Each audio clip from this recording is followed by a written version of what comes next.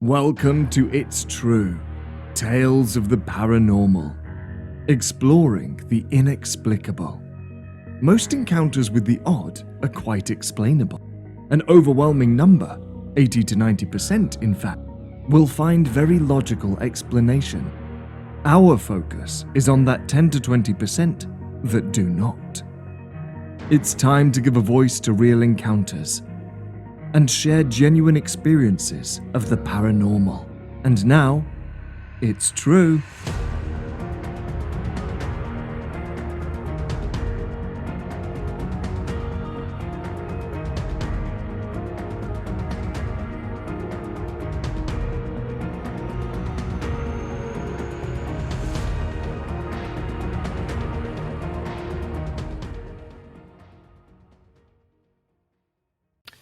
Thank you, Adam, and welcome to another episode of It's True, Tales of the Paranormal. Now, there are haunted houses, I suppose, and then there's the Sallie House. It's been featured on shows such as, or on networks rather, such as A&E, the Travel Channel, Discovery Channel, and Sci-Fi. Looks quite ominous, doesn't it? It's renowned in Kansas as one of the most haunted places in the entire state. Now, it was the turn of the century, not this last one, mind you, but early 1900s. A doctor lived with his family in a home in Atchison, Kansas. A mother brings her 6-year-old daughter in who had collapsed from stomach pain. The doctor diagnosed the issue as appendicitis and believed there was no time to delay in surgery, so he performed the surgery. But he did so before the anesthesia took effect. The little girl, Sallie, began screaming, of course, and then suddenly died. Her last memories, this man torturing her. The house since has long been rumored to be haunted, but in 1993 those rumors gained much steam. A family moves in. Their dog would bark at nothing, his barking aimed at the nursery. Fires would break out randomly and seemingly without cause, and sinister attacks began. Scratches and gashes would appear on the man's chest and stomach. Now, keep in mind, nothing ever happened to the wife or child in the family, just the man. Many investigations have been done in the Sallie House. Teams have experienced a lot of odd things. Moving objects, physical touches, cold spots, dogs refusing to enter the nursery, trained guide dogs, mind you. Even unexplained bruises and scratches on people's body. So a lot going on here, and we're going to explore it all with Brooke from Afterlife Paranormal Investigations of Oklahoma. We're going to learn about their team's experiences at the Sallie House when we return.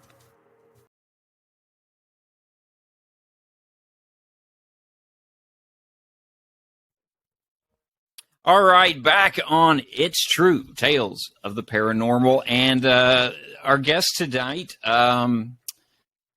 Brooke Montoya, with Afterlife Paranormal Investigators. Welcome to the show, Brooke. Hi, thank you. So first, I've got to ask you, you've done investigations of the Sallie House that we're going to speak about tonight, but what is going on in Atchison? I look at the top 10 most haunted places in Kansas, and 3 of them are in Atchison. Yeah, they are. It is a paranormal hotspot. You know, there are many theories to that, actually. Okay.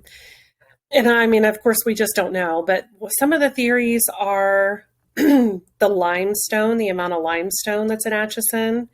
The theory that limestone can hold energy. And a lot of these buildings there's some of them that are just completely made out of limestone. A lot of the buildings set on limestone, and then geologically it's just all in the ground. It was a hot spot for like mining the limestone. Then it also sits right along the Missouri River, which, I mean, literally next to, right? So, which is what made Atchison so popular back in the day, because the steamboats and the ferries, and so just commercially being able to get off at that spot. It was the furthest spot west for people to come to start the pony, or to start moving west, I'm sorry. But speaking of the Pony Express, it was also like the beginning point for that. And so you had all of these people. So this is another theory, right? Besides the water, you have all of these people coming to this location to either settle or pass on to the west.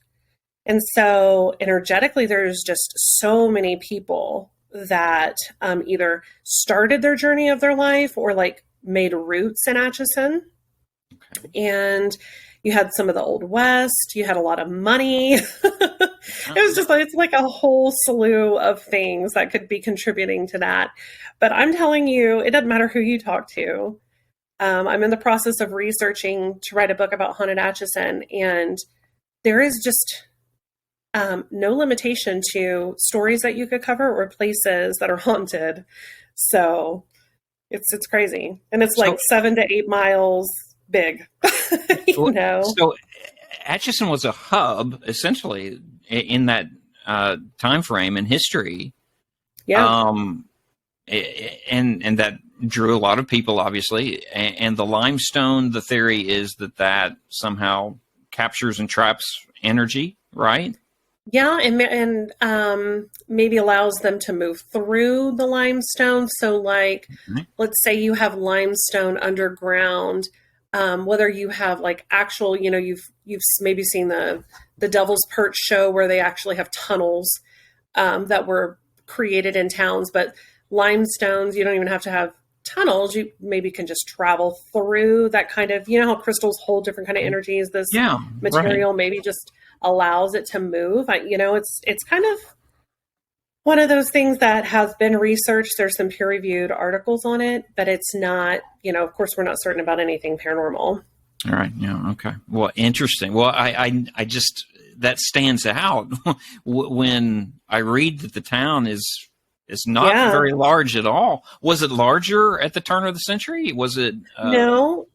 I mean, it's always been mapped out to be about, well, I mean, it was, if anything, it was smaller with maybe more farmland on the outskirts. I would say that would be Atchison County would be more of your farmland, but their biggest population was in, I think, the 18, let's see, it was settled in 56.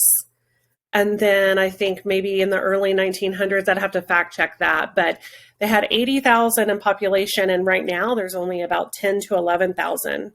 Wow. So it was hopping in its heyday. And then it's kind of dwindled down since, but there's these immaculate homes because there was so much money in Atchison because of the early settlement and like manufacturing and it being just this hub of people stopping to get their supplies before moving west, which is why a lot of people stayed instead of moving west. It was because they saw the profit to be made and the people coming to get their supplies to move on. But so you have, if you were a railroad attorney or you were a political person, you probably, I mean, I don't know if you've heard of the McIntyre Villa, but it's another popular site in addition to Sallie House. And it's probably 20 something rooms, 3 stories, you know, they're just huge Victorian homes. So. Wow. Okay. Well, now in terms of the Sallie House, the event that sparked that, I understand, took place in 1906. Is that correct? Okay. Well, where did you hear that actually? Let's see. I saw that on a show, actually. I saw the date on the show. I don't. That event is not conflict documented with what you have heard or researched. No, actually, I'm in the process of looking for a date. Honestly, that initial story that the Sallie House is founded on, it gets passed around. There's no documentation for that. What I personally have documentation for is that the Finneys built that home and for their family when they settled here. They were Irish immigrants. Mm-hmm. And they lived in that home for a long time. And then their son that they had, when he grew up, he built a home next door. And then another son also built a home next door. So there's 3 houses in a row that are kind of in the Finney family. And the doctor actually lived in 510, not 508. Well, that's now, interesting, isn't it? Right. So 1906, that would have been their first son. And then he had a son whose also name was Charles, who was a doctor. I'm pretty sure they were both physicians. So when we were looking back at the dates recently, it had to have been the first Charles. And he just, he lived in a different home. So now, what's the connection with that? Was he a doctor? Yes. He was a doctor who, I can't remember the title. He delivered a lot of babies in his family, a lot of babies in the town of Atchison. And then he also was, worked maybe doing surgeries or something like that. But also during the time, that it would have been, I was also trying to fact check when hospitals opened in Atchison, because 1906, I'm not sure on the dates as far as it being the only son it could be that actually lived in the Sallie House, right? The 508 would have been the older son, and hospitals would have been open and ready in the middle of the night for a mom to bring her daughter. So I probably went into way too much detail before you even told the story, didn't I? No, not well. I told the story in the introduction, but okay, good. So, is there any way then to validate the truth and of that story itself? Well, I mean, I have been researching a lot of that information. The people at the Historical Society also do not necessarily believe that's a credible story. Okay. Probably just one that's been passed around. Okay. Now, the Chamber of Commerce, who owns the Sallie House, they do stand behind that story, but I'm not sure how much they've researched it. So we'll get to the bottom of that, and I will definitely put that in my book and what I find as far as the Sallie House goes, and the most factual things that we can uncover as I continue my research. But another story that's passed around is that Charles Finney had maybe owned a slave or had somebody in his home working for him that was a woman who was African American, and that he had a daughter with her. And I'm not sure all of the details on that, but something, I don't know if he was ashamed of her, he kept her locked in the attic or something like that, and she passed away. So I think some of this is just probably folklore that's been passed around, Okay. So it's hard to say. Interesting. Well, now your team at Afterlife Paranormal Investigators in Oklahoma, you've investigated the Sallie House, correct? Have you had experiences there yourself? Yeah, we have. We've been there twice. So the first time we went, we actually got to meet Tony Pickman. He was a nice gentleman. He was still living in the town and the area at the time. Okay. Now, their incidents occurred in early 90s, right? Yeah, 92. Mm-hmm. Okay. All right. Interesting. Okay. And I think that's where it gets a little confusing, too, because what he saw was portrayed as a little girl, right? And then mediums picked up on the name Sallie. But we can get to more of that later if you want. But yeah, we got to meet Tony. He's super artistic, and he gave us a picture of Jesus with thorns on his head that he had created. And so we took that to the house as a trigger object. And we got some really interesting things the first time we were there. Now, I will say we're an all-girl team. I don't know. There's some people that I've heard that, the house is active, depending on if you're a male or a female. Yeah, everything I'm reading in just my light research is that it really is more aggressive toward males.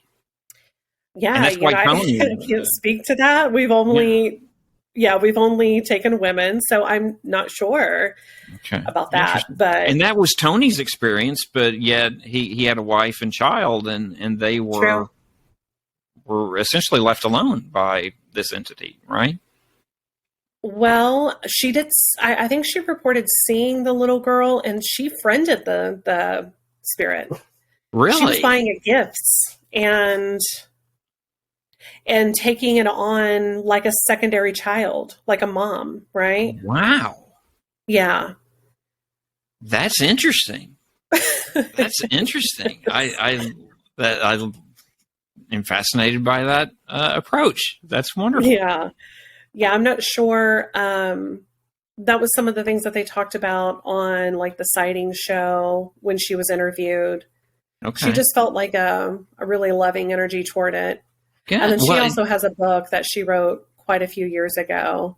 All right. Did she did she do this in hopes that it would leave Tony alone? Maybe. I don't think so. I feel like it was almost two different experiences, but my guess is whatever was there was probably demonic. I mean, when you hear the reports of what he experienced, right, it sounded like oppression and the beginning, because demonic oppression and possession, it goes in stages.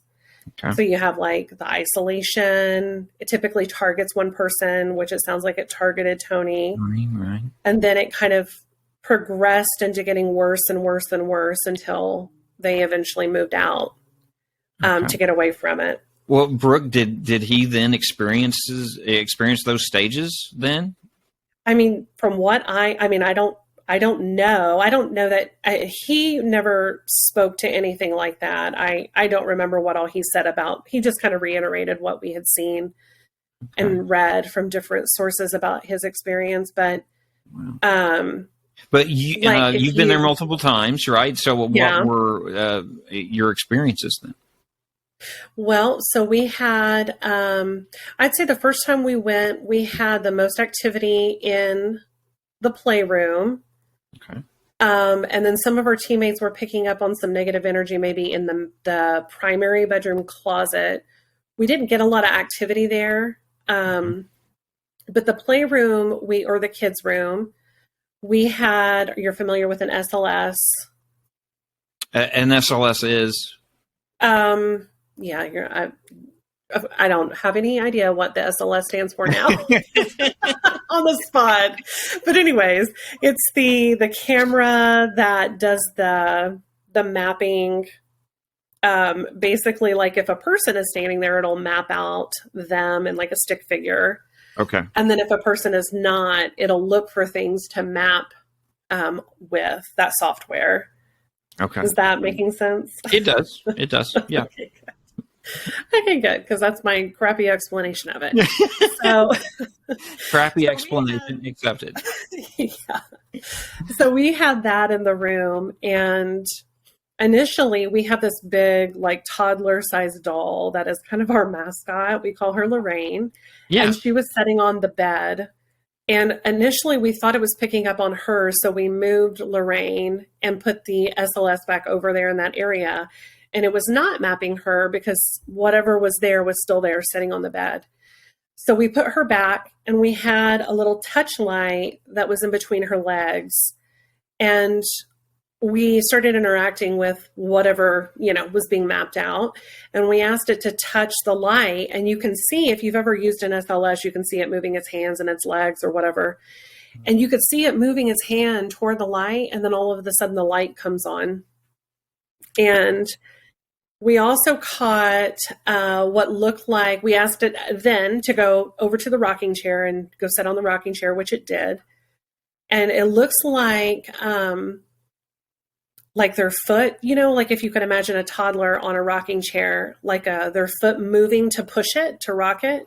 Yeah. And then he or she put their hand up in the air like a cowboy. We're like, okay, now put your hand up like that. It was following our instructions. Yeah. So that was probably some of our best evidence that we got. And those were both, I think, during some of our lives. So you can go back and watch those from a few years ago on our Facebook. And then we just recently went few months ago. I think it was September. Yeah. The end of September, Okay. 1st of October. So I Anything would good? say, yeah, it was a little bit more active this last time. We went down into the basement. The basement was closed. It might have been closed this time, but we didn't follow the rules. So Our I secret. know. They talked me into it. So anyways, we heard some noises from the basement. We had some cat balls go off. Those are like touch censored where they'll light up in the basement when we weren't down there. And then, but I'll tell you what was really cool about the last trip. We tried something different that we just kind of started doing at some locations. And we got a projector and we projected onto the wall in the living room the Tony and Deborah Pittman sightings episode from like 1992. Yeah. And so we had this playing, right, about the house, and it's showing pictures of the house and the psychic that came in the house. And you can hear Tony and Deborah talking on the projector, and like, it's like a movie. And as soon as we turned on the projector and it started, the millimeter in the primary bedroom started going off. And there's some really good interaction that night with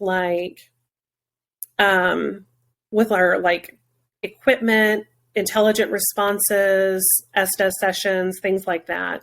Yeah. So some of the stuff we picked up on seemed to be kind of more connected to the Mises.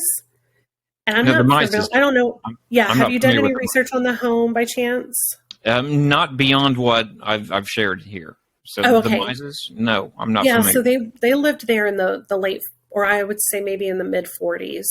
Okay. And the Mise, so Richard Mise, which he would have been the son of the prominent Mise. Mise is a really prominent name in Atchison. And so him and his family lived in that house for just like a year or so. Which, interesting enough, his daughter's name was Sarah and she went by Sallie. Interesting. So, but she lived until she was like 80. So I don't, Okay. Well, in terms of the history, the home itself, if there's questions surrounding the origin story, are there other deaths attached to the house? It's been around for a long time. Oh yeah, definitely. So I should have looked up this stuff before we met, but Miss Finney, who, so let me start at her husband, Miss Finney, and his name is Michael. Michael and her he built the house for his family. He died in the home. Okay. Miss Finney did not die in the home. She got really sick after hurting her foot, and she got gangrene, and she actually died in 510, which was next door. But they had 2 sons and a daughter, and the daughter was gifted the home after Miss Finney. And so her husband got really sick. His name was William True. Well, William True, I think. He died in the home. And then the daughter lived for many, many years, and then she died in the home. So, all right. There are, several deaths associated with.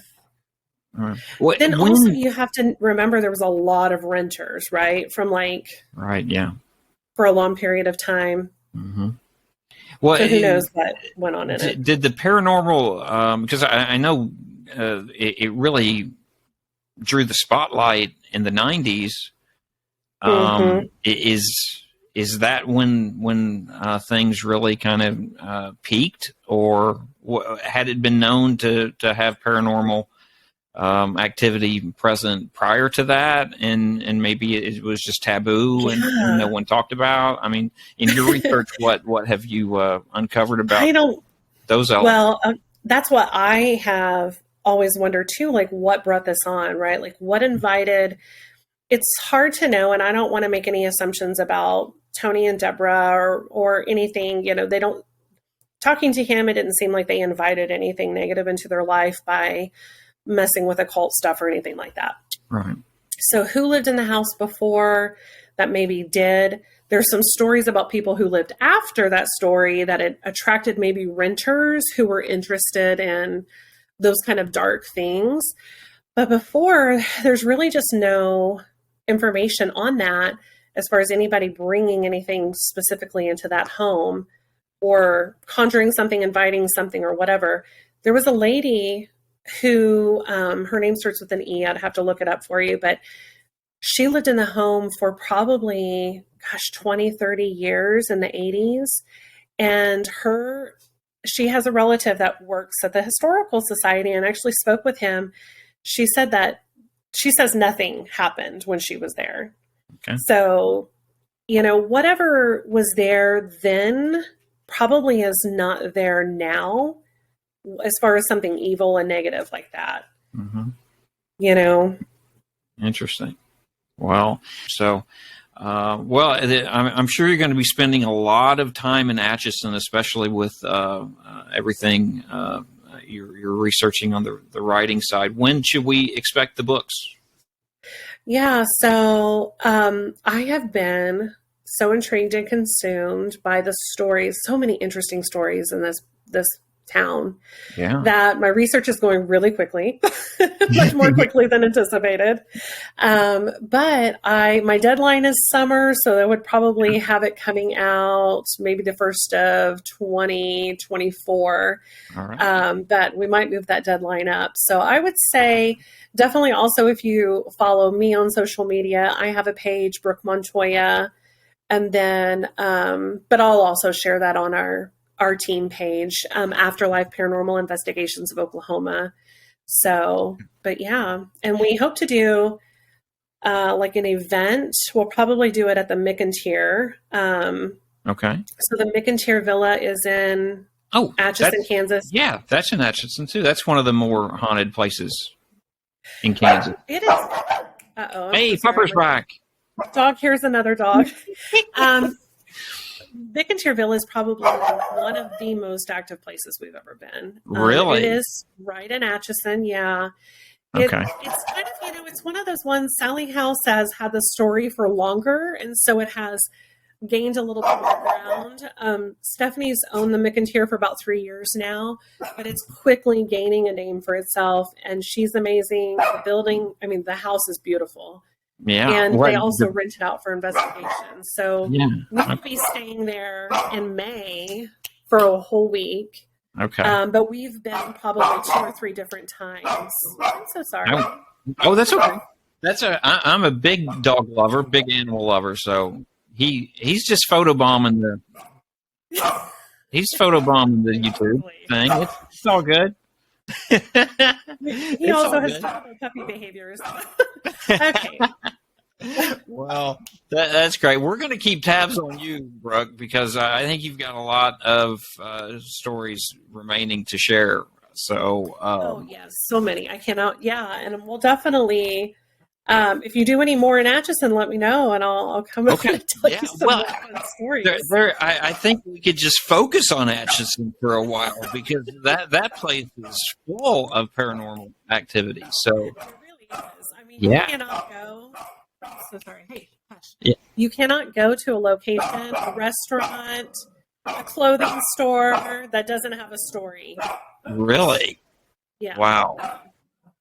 So there are some people that don't believe, and they will tell you, oh, no, we never have anything happen here. But most of the people, the town embraces it. They have a haunted Atchison website. So it's pretty remarkable, but lots of history. Yeah, no doubt about it. Well, thank you for sharing. And like I said, we're going to keep tabs on you because there's a lot going on in Atchison, and I know you've had a lot of great experiences there. So thank you, Brooke Montoya, and we will be back on It's True, Tales of the Paranormal after this.